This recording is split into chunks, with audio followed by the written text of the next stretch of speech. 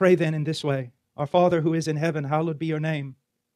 Here is the perfect, if you could say such a thing, the perfect psychology of prayer, the perfect approach to God. He is our Father. Have you ever sat for an hour or two or a day and just went through Scripture with regard to He is our Father?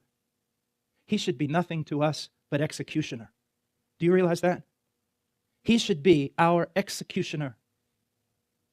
But He has made us, through the death of His own Son, the execution of His own Son, He has made us sons. There's enough truth in that for a lifetime of piety, for a lifetime of devotion, for martyrdom, if necessary, just in the fact you can call Him Father. But I've heard so many people today take this idea, and I'm not an Aramaic scholar, but through my studies, I've come to realize that many people are using this idea of Abba, Father, in a terribly wrong way. I hear young teenagers walking around going, oh, it means we can call Him Daddy. I don't think it means that.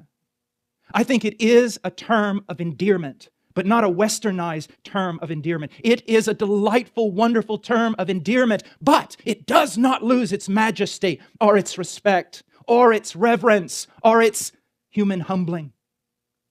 That I can call Him Abba, that I can call Him Father, is a wonderful thing, a beautiful thing, that I can approach His throne of grace boldly, and yet at the same time I must never forget that my Father is the Lord in heaven. I'm reminded of a picture, very famous black and white photograph of John F. Kennedy. While he was the President of the United States, he could be deemed the most powerful man on earth. That is true. And to go into his office for some even foreign dignitaries would have been a frightful thing. And yet there's a picture of him seated at his desk, and you can see the other side of the desk, the photographer is over there, and it's coming toward his desk, and of course there's a big hole in the desk where his legs go through, and right there by his legs, his little son is playing with some toys.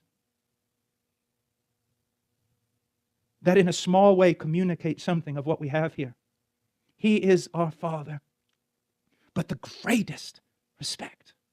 Now let me say this also. If you study the men of the Bible, their wrestlings with God, and if you study men of history and their wrestlings of God, if you study other passages such as Isaiah 62, where we understand that He's put watchmen on the wall and they're to give Him no rest, they're not to be silent, go over to Luke 18, and we understand that there is a widow who gives that judge basically a black eye. She bothers him so with her petitions. In light of all this, know this, that this idea of reverence before God and this idea of boldness, they go hand in hand.